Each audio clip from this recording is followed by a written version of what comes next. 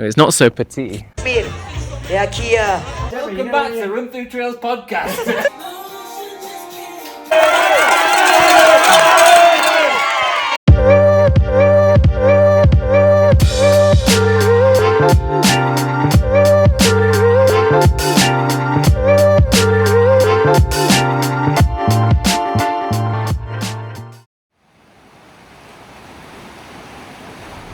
Alright, so the time has finally arrived. We're here in Chamonix Mont Blanc for UTMB week. Been here for a few days already, staying with the lovely Amelia, as always. There she is, having her favourite pastry, the pain au chocolat, and obviously Nicola's here with me as well. And we're staying with Lewis and Gemma. We've got a really nice apartment up in Montroc, which is just next to Latour. And yeah, getting pretty excited. It's Thursday today, so we're 1 week out. We arrived here on the weekend, so we've been here already for like 4 or 5 days, and those guys have been here for like almost 10. So been getting out for some easy runs on the course, checking out some bits around Latour, the Col de Barme descent and the last descent into town.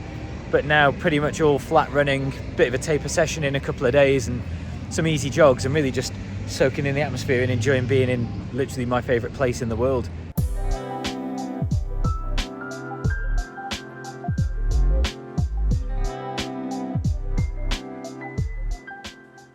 So it's, what day is it? I've completely, like, time has gone strange. I think it's Saturday. So a few days out from the race still. Just popped over to the Trient Valley, just on the Swiss side of the border, across from Chamonix. Just here with Nick and Amelia, having a bit of a wander. We brought a picnic, brought some croissants and some baguettes. And we're just over at the Refuge de la Purity, which is really cool. It's like a common stop off for people hiking the Tour de Mont Blanc. You can see the trail on the far side just here, coming down. It's really difficult to do that backwards. That's the descent from the Col de la Forclaz that the route comes in on. So yeah, coming down from up there, running down into the valley, coming back up this path, going back over there. Simple.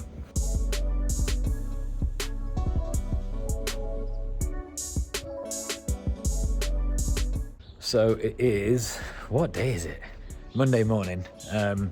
Monday morning, so about 3 days out from the race. My parents are arriving today, which is nice. They've been over in Zermatt, so they're heading across this morning.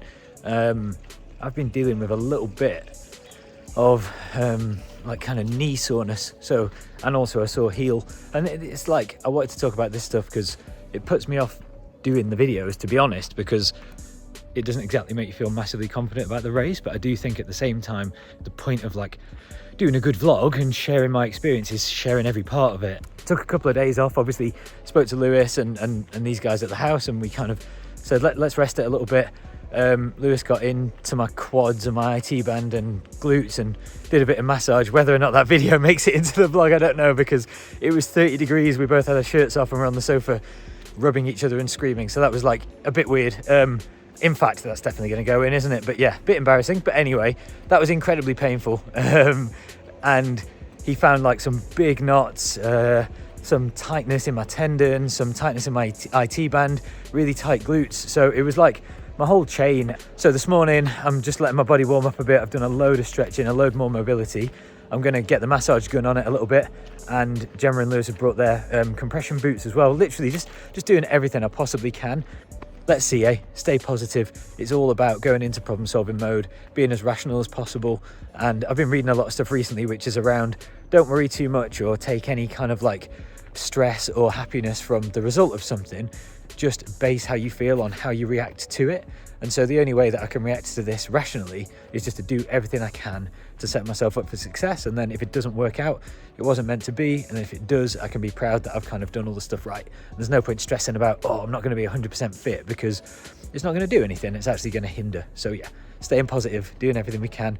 Might still have a really good run. But anyway, on to the fun stuff, the carb load. Let's go back and I'll run you through the shop that I've just done. I think I've got it down to a bit of a fine art now. Right, James, what have you got from the shop? First thing, this is a new addition actually. My dad's obsessed with this like cubed ginger stuff. Not too sweet, because sometimes when you carb loading, you get a bit sick of the sweetness. But then when I do want sweets, Haribo, because they're like 85% sugar. I went with white muffins, because simple carbs, nice and easy. And then savoury stuff, I always like to go salsa and tortilla chips. I looked through all the crisps and the lady stocking the shelves was not happy at all. She was just like shrugging and sighing. But tortilla chips tend to have like a little bit less fat and a bit less fibre than potato crisps for whatever reason. So again, just something savoury. Salsa's basically just tomato and sugar and liquid. So that's quite a nice sort of snacky thing. Really lean chicken breast with white rice and then chuck in like soy sauce. That's the boring standard. So that'll be for both nights before the race. I bought sugar cubes because you can't get more sugary than sugar cubes. I drink a lot of coffee and decaf coffee and stuff like that. So from now on, I'll just be putting 2 cubes of sugar in every brew because it's just an easy way to get more sugar in. Had to get some biscuits. Thought I'd try something different. We normally go Oreos, but we went Biscoff because these are 73% carb and they had lower fibre, 1.3 grams of fibre per 100. Amazing. Segmented off fruit loaf so I can toast it and put jam on it. And they're like 73% sugar and 2 grams of fibre. So amazing. So that's pretty much my diet for the next couple of days, mixed in with, yeah, a little bit of fruit and veg, but just really minimal to keep the carbs nice and high and the fibre nice and low.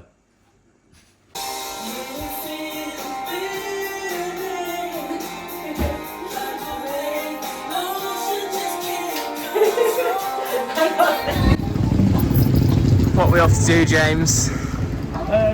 Bit of pickup. We've just done the most European parking job you've ever experienced.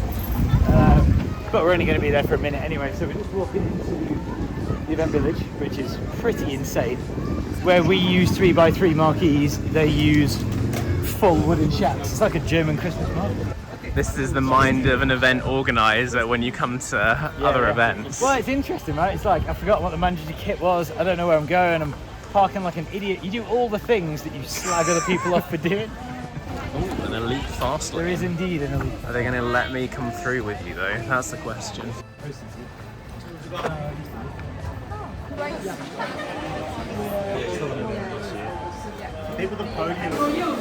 Where are we going? Yeah, it is. Yep. I was going to try in French. Yeah. I can continue to speak French if you want. Merci beaucoup. Oui, oui. C'est bon.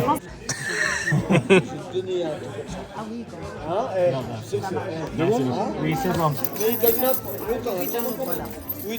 For me to remember which race, yeah. How was that little trot? Yeah, it was nice actually. It's we're definitely enjoying the weather. I wouldn't say it's conducive to fast racing, but again, maybe that's a positive because loads of people are going to blow up. But right now the car's saying 28.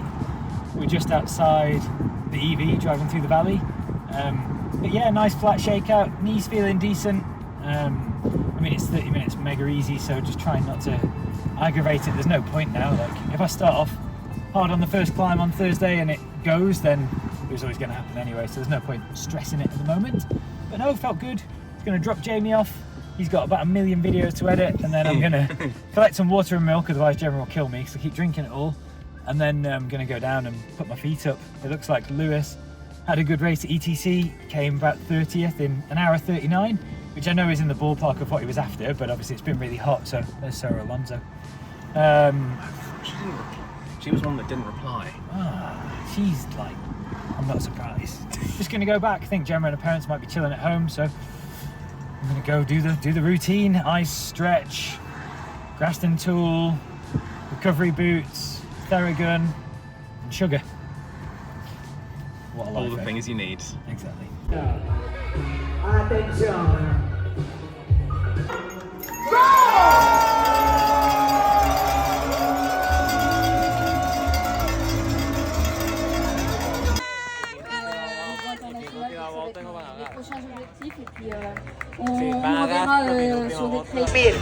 Et à qui une arrivée dédiée. We waited all that time and Grandad had already gone.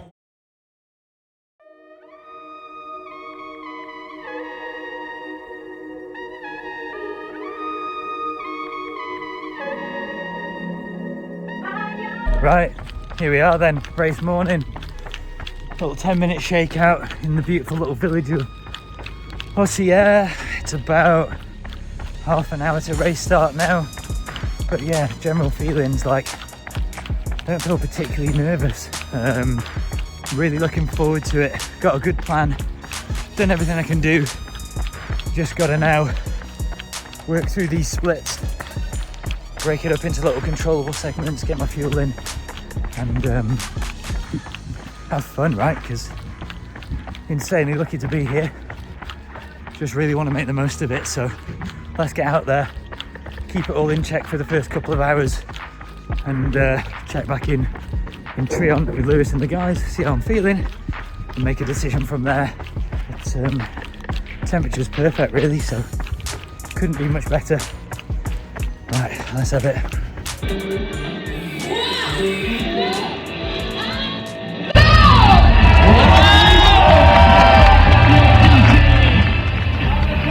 Here we go, ladies and gentlemen. They are off.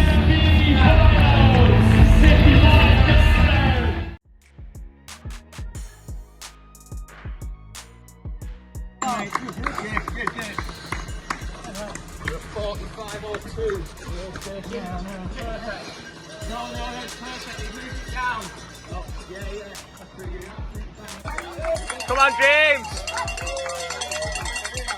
Let's go, James! Come on, mate.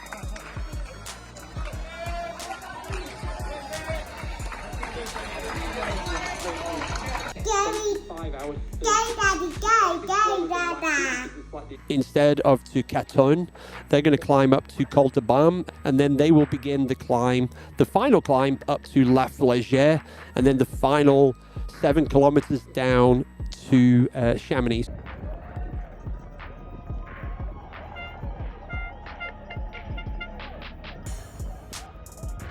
Come on, James! You're looking so much better than so many people in front of you. Oh man, It's not. I think I might be done here. How long has it been for? Like, knees were bad from about 20 minutes in. Okay. Right on, James. Really bad hamstring cramps on the first climb, like out of nowhere. Yeah. And then Go through this. Enjoy. it's on.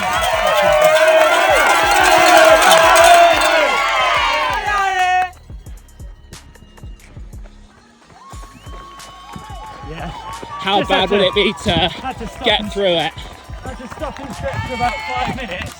And then it's not, oh, this is a bit hard. It's like, oh, I'm going to fuck myself up. So, I knew it'd be really hard, but Yeah. already decided, so You're calling it here then? let's get through the time of that. Yeah. 2 minutes behind splits, so that's like fine. But Get through, get past the A station, and you can just get to stuff. I'm not allowed in there, so I'll meet you on the other side.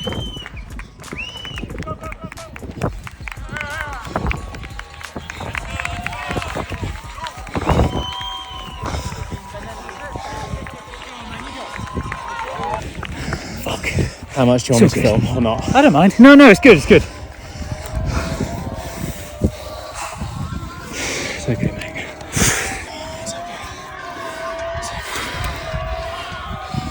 It's honestly fine, it's just...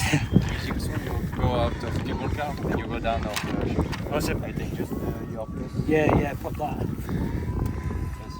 Oh, cool. Thanks, mate. So, wasn't expecting this.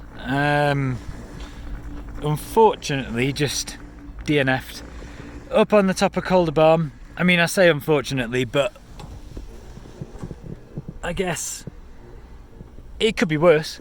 You can see the course over on the far side over there, so that's where I would have been running down. But now I am taking the coward's way out with the chairlift. And gonna pop down into Argentière and see Gemma. Yeah, I mean, don't know what to say in a way, because part of me feels like I'm supposed to say like, oh, it's a hard decision and like it's really difficult and make sort of kind of justify it and stuff, but don't really need to. I really don't feel like I need to. I made the decision about half an hour ago on the climb up from Trion, and the thing that solidifies it most in my mind, that makes me okay with it, is the fact that I was literally, I think I came through the Col de Bam 90 seconds down, something like that. So like the goal time was 3 hours 47 and it was like 3 hours 48:30. So I was actually like on pace for what I wanted to do. But the deciding factor, I mean, obviously I've come into it with some kind of slight like knee niggles that were kind of bothering me all week and have affected the taper and stuff like that, but actually like felt fine in the first half, and the taper worked really well. It's my first time using that, but yeah, they just deteriorated throughout, and had some really intense hamstring cramping in both hamstrings at the top of the first climb. It was weird. I was honestly just cruising along. I mean, it's annoying when people say stuff like that, because I obviously wasn't, because I was cramping. But yeah, I was cruising along, I was feeling good. I came through the first aid station on split, came through the top of the bovine on split. So it was bang on, was fueling, like everything felt decent, breathing was good. I was in the right sort of area. I was with like fourth woman, which is exactly where we wanted to be. Just got to the top of that bovine climb and I really wasn't pushing. I was like cruising, hiking, barely breathing, and both legs just like completely locked up. I had to stop, stretch. It was pretty bad. It loosened off. I dumped a load of water on myself and thought like, all right, problem solving mode, because that was kind of one of my cues for today, was to be rational and stay in control and just solve problems no matter what happened. And so problem saving mode for cramp is slow the pace down, stretch it out, overhydrate, not over, but like hydrate. I know the first thought is like, oh, it's a really hot day, cramp, must not have been drinking enough. I drank 1500 ml in the first hour. I was filling up at every tap, every stream, so I definitely was not dehydrated. There's no chance. I was filling up way more than other people around me. I was more than above my hydration targets, and my fueling as well. It's 90 grams an hour for that. I mean, I've just stopped at what, 3 hours 47, so yeah, I hit 90 grams an hour the whole time. So like, just weird. I don't know what that is.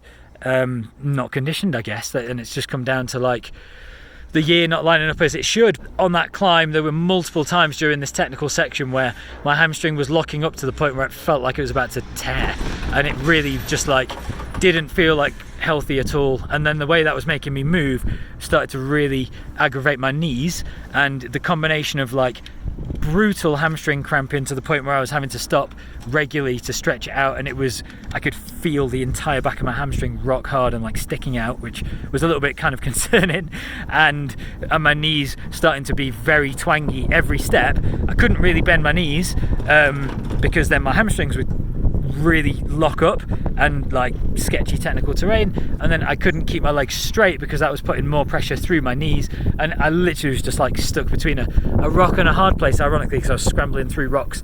And I just decided like, today's not the day, and that's all good. But I did want to push on a little bit just up that climb to experience the atmosphere at the top of the collar bomb, and it was like unbelievable. And then saw Jamie, and he's there motivating me, doing his job so well of, you're looking so good, mate.